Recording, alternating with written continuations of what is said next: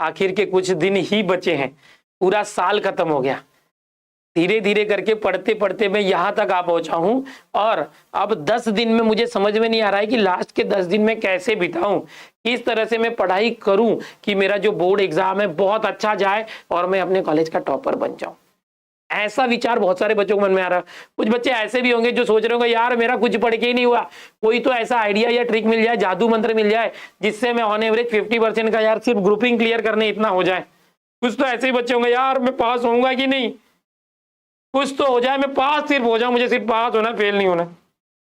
तो आखिर में जो अलग अलग टाइप के बच्चे हैं सबका फिलहाल ये मेंटेलिटी हो चुका है। जैसे जैसे बोर्ड एग्जाम नजदीक आ रही है तो बच्चे जो है डरे हुए हैं। हेल्पलाइन पर कॉल वगैरह आ रहा है तो वो सुन के हो रहा है। अभी एक बच्चे ने कॉल किया था, उसने बताया कि हाँ सर मुझे डर लग रहा है। मतलब क्यों डर रहा है, तुझे पढ़ के नहीं हुआ है, तूने साल भर पढ़ा है? हाँ सर मैंने पढ़ा है लेकिन पता नहीं मुझे क्यों डर लग रहा है, आखिरी के 10 दिन है और समझ में नहीं आ रहा मैं क्या करूं।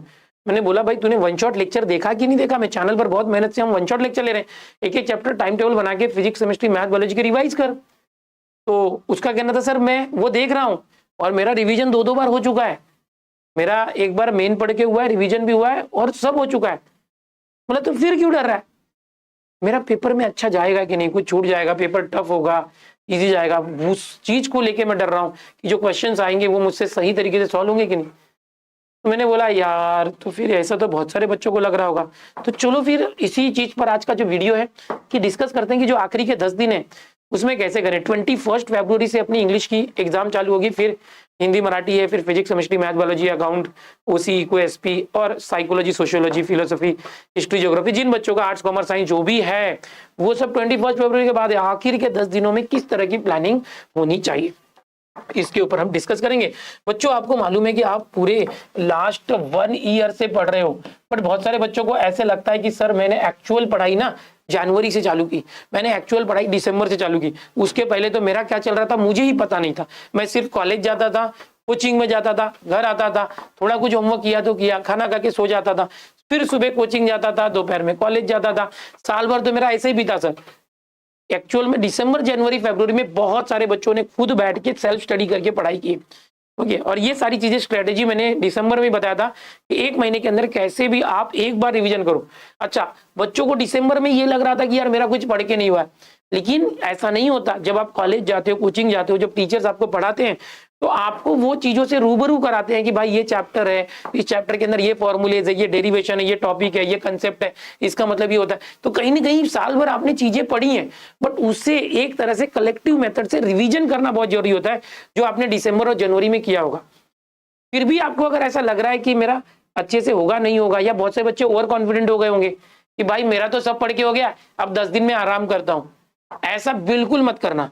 अगर आपने एक भी दिन का गैप ले लिया पढ़ाई से या रिवीजन से, आपकी वाट लग जाएगी जी। अगर आपका सब कुछ पढ़ के हो गया है तो फिर भी आपको फाइनली कुछ ना कुछ रिवीजन के फॉर्म में करना है। क्या करना मैं अभी बताऊंगा। और अगर आपका रिवीजन एक बार हुआ है तो दूसरी बार जरूर करना है।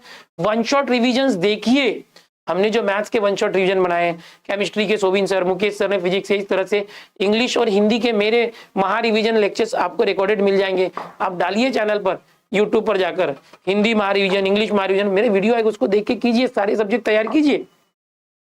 ओके, अब अगर आपने सब कर लिया है, मेरा 2-3 दिन में वन शॉट का पूरा सिलेबस खत्म हो रहा है, तो आपको आखिरी हफ्ते में 8-10 दिन में क्या करना चाहिए। देखो बच्चों, अब एक्चुअल में हम चैप्टर वाइज तैयारी करते हैं कि मैंने समझो एक मैथ्स का चैप्टर किया डिफरेंशिएशन, फिर लॉजिक किया, फिर अपने, तो हमें चैप्टर वाइज कोई क्वेश्चन आता तो हमें पहले से माइंड सेट होता है, हाँ ये क्वेश्चन डिफरेंशिएशन का है, मुझे पहले से ही पता है, इसमें डिफरेंशिएशन के फॉर्मूले लगाना है तो मैं कर लूंगा। बट जब एग्जाम में क्वेश्चन आता है तो रैंडम क्वेश्चन आता है, पूरे टेक्स्ट बुक से कहीं से भी किसी भी चैप्टर से वो क्वेश्चन आ सकता है। तो ऐसे में जब आप एग्जाम देने बैठते हो, एग्जाम में सबसे पहला आपका प्रोसेस ये होता है कि सिलेक्शन, कि आप क्वेश्चन को सिलेक्ट करोगे। कि जैसे कि मैं बोल दूं कि 12 में से सिर्फ 8 क्वेश्चन अटेम्प्ट करना है, तो आपका सबसे पहले सिलेक्शन होना चाहिए कि मैं कौन से 8 क्वेश्चन अटेम्प्ट करूंगा, इस तरह से। ओके, 12 क्वेश्चन है, 2 मार्क के, 3 मार्क के, 4 मार्क के 8 क्वेश्चन होते हैं, इसमें 5 करना होता है। तो वो सिलेक्शन करने में आपका ऑन द स्पॉट डिसीजन होना चाहिए अब कौन से क्वेश्चन को सेलेक्ट करना है। देखो यहाँ पर जो बच्चे पूरा पढ़ चुके हैं सिलेबस, कोई चैप्टर ऑप्शन में 1 या 2 छोड़े भी हो सकते हैं, वैसे बच्चों के लिए ये सिलेक्शन बहुत मायने करता है। लेकिन जिन बच्चों ने 3-4 चैप्टर ऑप्शन में छोड़ रखा है किसी न किसी टीचर के कहने पे, उनके लिए ये सिलेक्शन मेथड काम नहीं आएगा। क्यों? जिन बच्चों ने 4 चैप्टर या 3 चैप्टर छोड़ रखा है, इसमें से ऑलरेडी 3-4 क्वेश्चन उसको आ ही नहीं रहे होंगे, क्योंकि उस चैप्टर को उसने पढ़ा ही नहीं है। समझो ये चारों क्वेश्चन वो है, तो ये 4 क्वेश्चन उनको आ ही नहीं रहे हैं, क्योंकि उन्होंने ये चैप्टर पढ़े ही नहीं है। 4 चैप्टर ऑप्शन में छोड़े थे। अब 12 क्वेश्चन में से 8 क्वेश्चन करने थे और उसको ये 8 क्वेश्चन आ रहे हैं, तो उसको मजबूरी में ये 8 क्वेश्चन करने ही है। अब ये 8 क्वेश्चन लेंथी वाले क्वेश्चन होंगे, प्रूफ वाले क्वेश्चन होंगे, डेरिवेशन वाले क्वेश्चन होंगे, या न्यूमेरिकल होगा, या कोई छोटा सॉल्यूशन वाला होगा, लेंथी सॉल्यूशन होगा, कंफ्यूजिंग होगा, कुछ भी है, उसके बाद सिलेक्शन का चांस नहीं है। भाई तुमने 12 में से 8 करना था, ऑलरेडी 4 क्वेश्चन तुमको नहीं आ रहा जो चैप्टर आपने छोड़े थे, तो उनके पास कोई सिलेक्शन का ऑप्शन नहीं। लेकिन जिसने सारा सिलेबस पढ़ा है उसके लिए सिलेक्शन का ऑप्शन होता है। उसको 12 के 12 क्वेश्चन आ रहे हैं क्योंकि उसने पूरा सिलेबस पढ़ा है। तो ऐसे में आप क्या करोगे, इन 12 क्वेश्चन में से आप सिलेक्ट करोगे क्राइटेरिया। मैं फिर से आप लोगों के लिए लाइव ट्रेड लेके आया हूँ। आज हम 3 लगातार विन आपको करके दिखाएंगे, ठीक है। तो जैसे अभी हमारा 35 सेकंड का टाइम बचा है और मेरी ट्रिक कहती है कि इस बार भी आएगा, तो हम सिंपली बिग पे क्लिक करेंगे और यहाँ से इस बार मैं 2000 रुपये की बेट लगा दे रहा हूँ, ठीक है। मेरा 2000 रुपये बिग पे लग चुका है। टाइम पीरियड बचा है 20 सेकंड का। 20 सेकंड के बाद हमारा रिजल्ट आएगा, देखते हैं कि क्या है। मैं आज आपको विनिंग स्ट्रीक करके दिखाऊंगा, ठीक है। मतलब 3 बार मैं लगातार विन करूंगा। रिजल्ट आने वाला है, केवल 4 सेकंड बचे हैं, देखते हैं रिजल्ट क्या आता है। फर्स्ट ऑफ ऑल हमारा पहला रिजल्ट आ चुका है, हमने बिग पे लगाया था और पहला हमारा विन हो चुका है, ठीक है। अभी देख सकते हैं। अब हम चलते हैं नेक्स्ट ट्रेड की ओर। अब मुझे फिर से लग रहा है कि नेक्स्ट ट्रेड भी बिग ही आएगा, तो हम सिंपली बिग पे क्लिक करेंगे और फिर से इस बार 2000 रुपये की बेट यहाँ से लगा देंगे। अभी टाइम बचा है मेरा 40 सेकंड। 40 सेकंड के बाद रिजल्ट आएगा, देखते हैं कि क्या रिजल्ट आता है।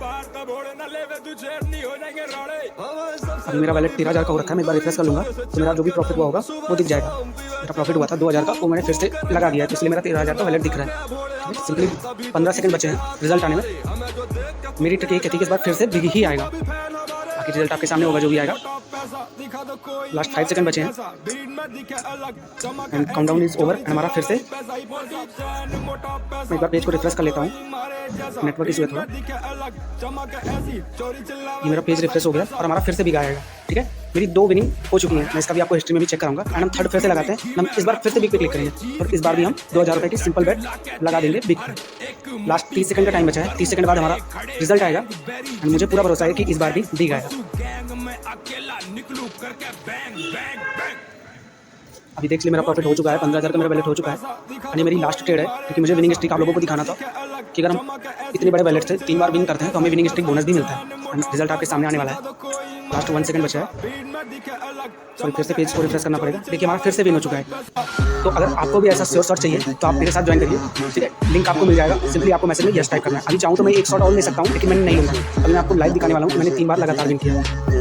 आप चेक कर सकते हैं, पीरियड नंबर चेक कर लीजिए, 953, 954, 955, तीनों पे मैंने लगातार विन किया है। अब मुझे इसका स्ट्रीक बोनस भी मिलेगा। अब मेरा वैलेट चेक कर लीजिए, 15,000 से मेरा वैलेट 19,000 का हो गया। मैंने 3 मिनट के अंदर 12,000 से 19,000 कर लिया, यानी 7,000 का प्रॉफिट। और उसके फॉर्मूलेस को आपको रिकॉल करना होगा कि भाई जैसे ये पहला क्वेश्चन है, ये मैं करने जा रहा हूं, ओके, ये लॉजिक का क्वेश्चन है और ये कन्वर्स इनवर्स कंट्रापोजिटिव का क्वेश्चन है। अगर तो आपको ये रिकॉल करना पड़ेगा कि कन्वर्स जैसे P देन Q होता है तो इसका कन्वर्स क्या होता है, इसका इनवर्स क्या होता है और इसका कंट्रापोजिटिव क्या होता है। वो सारी चीजें आप रिकॉल करोगे, उस फॉर्मूलेस को, उस टेक्निक को, और वो यहाँ पर अप्लाई करोगे। अचानक से आप तीसरे क्वेश्चन पे आए और तीसरा question pair of straight line का क्वेश्चन है और फिर आप पेयर ऑफ स्ट्रेट लाइन के उस फॉर्मूले को या उस मेथड को रिकॉल करोगे तो क्या होगा, अचानक आपका माइंड स्विच होगा। कभी लॉजिक पे चल रहा था, कभी पेयर ऑफ स्ट्रेट लाइन, कभी वेक्टर में घुसेगा, कभी ट्रिगो में घुसेगा, कभी डिफरेंशिएशन आएगा, कभी इंटीग्रेशन आएगा। तो यहाँ पर आपको फटाफट, जैसे पेजेस स्विच होते हैं ना, माइंड में कंसेप्ट फटाफट स्विच करने होंगे और वहीं पर आप फंस जाओगे। तो आपने अगर चैप्टर वाइज स्टडी की है तो अब आपको क्या करना चाहिए, इन सारी चीजों को ओवरकम करने के लिए आपको अब आखिर के दिनों में पेपर सॉल्विंग पे ध्यान देना। अगर आप चाहते हो कि आपका पेपर ना छूटे, आप चाहते हो कि आप पूरा का पूरा पेपर 3 घंटे का है तो 2.5 से पौने 3 घंटे में कंप्लीट करें, तो पेपर सॉल्विंग करो।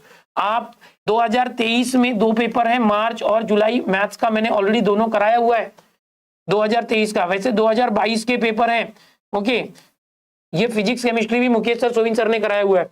ओके, तो इन पेपर्स में से कोई 2 पेपर का टारगेट रखो कि आपको 2 पेपर सॉल्व करना है, खुद से देखना है, या कोई और जो ऐसा पेपर जो आपने पहले नहीं सॉल्व किया वो रैंडम पेपर ले लो, न्यू सिलेबस के ऊपर बेस्ड, न्यू पैटर्न के ऊपर बेस्ड, 2021 का ले सकते हो, उसको लेके बैठ जाओ और 3 घंटे का टाइमर लगाओ और देखो कि आप कर पा रहे हो कि नहीं कर पा रहे हो।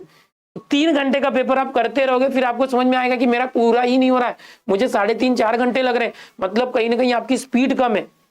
तो ये पेपर सॉल्व करेंगे टाइमर लगा के, तो आप बिना देखे आपको पता चलेगा कि आपका कहीं ना कहीं स्पीड कम है, तो आपको स्पीड बढ़ानी है। ठीक है, दूसरा आपको समझ में आएगा कि इस तरह से जो क्वेश्चन है उनका सिलेक्शन करने के बाद क्या आप उन क्वेश्चन के कंसेप्ट को रिकॉल कर पा रहे हो या क्या दिक्कतें आ रही। तो जो भी आपको एक्चुअल बोर्ड एग्जाम में बैठने के बाद तकलीफें आने वाली है, वो आप घर पे ही तकलीफों को पेपर सॉल्विंग करते समय फेस करोगे। तो जो चीजें पेपर एक्चुअल बोर्ड एग्जाम में आपको गलतियां होने वाली है वो पहले ही हो जाएगी।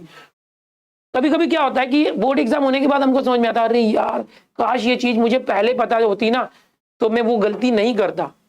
लेकिन बोर्ड एग्जाम खत्म हो गया होता है वो सब्जेक्ट का, फिर बाद में क्या होगा पता करके, समझ में आ रहा है। तो वही चीजें अगर आप कोई पेपर 1 या 2 सॉल्व करते हो तो आपको पता चलती है कि भाई यहां पर मेरी कमजोरी है, ये मेरा वीक पॉइंट है, यहां पर मैं भूल पा रहा हूं, यहां पर जो है रिकॉल नहीं कर पा रहा हूं, फॉर्मूले याद नहीं हो रहे हैं, यहां पर मेरी स्पीड कम हो रही है।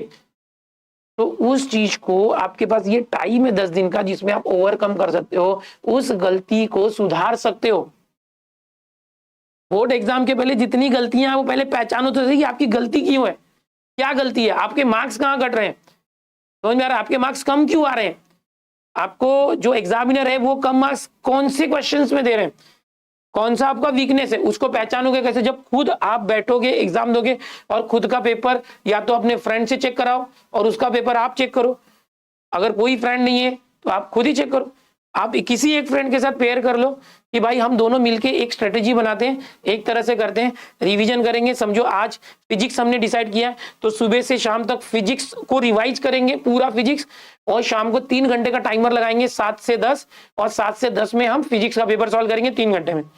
फिर दोनों फ्रेंड जो है आप लोग सुबह से पूरा फिजिक्स कर लो, जैसे कि बोर्ड एग्जाम देने वाले शाम को बोर्ड एग्जाम है, इस तरह से, समझ में आ रहा है। एक दिन पूरा फिजिक्स ही करो, चाहिए तो फिजिक्स को 2 दिन ले लो, टाइम बहुत कम बचा है, एक दिन में पूरा सुबह से शाम तक फिजिक्स करो। ऑलरेडी आपने 2 बार रिवीजन कर लिया होगा।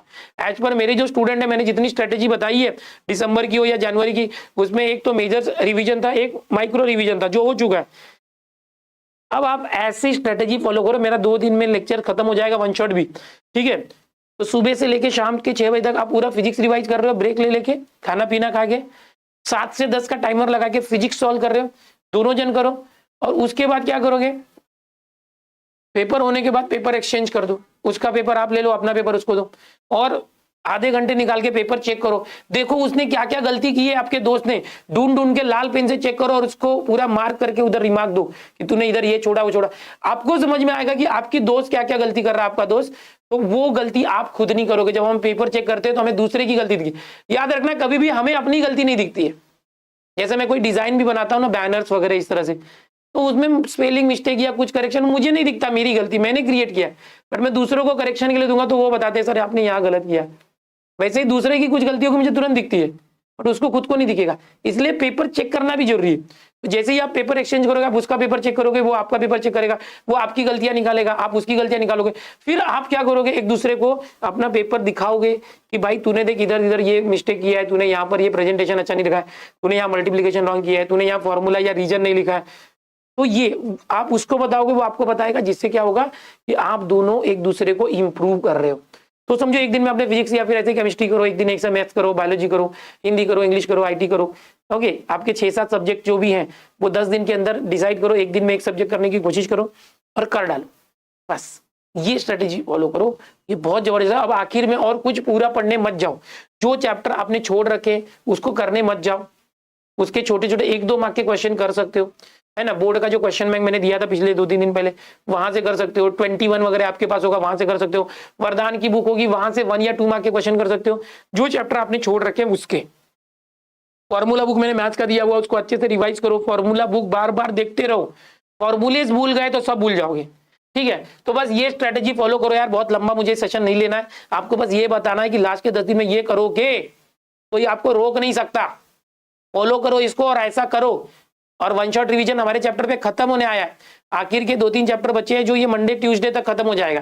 ठीक है, चैनल पे पूरा रिवीजन ऑलरेडी मैंने करा दिया और आपने कर भी लिया होगा, तो मंडे ट्यूसडे से जो मैंने बताया वो फॉलो करो सब वाइंड अप करके। ओके चलो ठीक है, चैनल पर जो बच्चे पहली बार आए हैं सब्सक्राइब कर लो, वीडियो को लाइक करो, अपने दोस्तों में ज्यादा शेयर जरूर करना। आपका दोस्त डर रहा है फेल हो जाऊंगा, मार्क्स कैसे लाऊंगा, उसको प्लीज ये शेयर कर दो ताकि उसका कॉन्फिडेंस बूस्ट हो। और बोर्ड एग्जाम में कोई कंपटीशन नहीं होता, सबको अच्छे मार्क्स लाने होते हैं, कंपटीशन जो एंट्रेंस में होता है। तो ये मत सोचो कि मैं इसको भेज दूंगा तो मेरा कंपटीशन बढ़ जाएगा, कुछ नहीं होगा। ठीक है, चैनल पर मैं और अच्छे अच्छे वीडियो लाने वाला हूँ, मजा आने वाला है, चैनल पे बने रहो। Bye everyone, take care.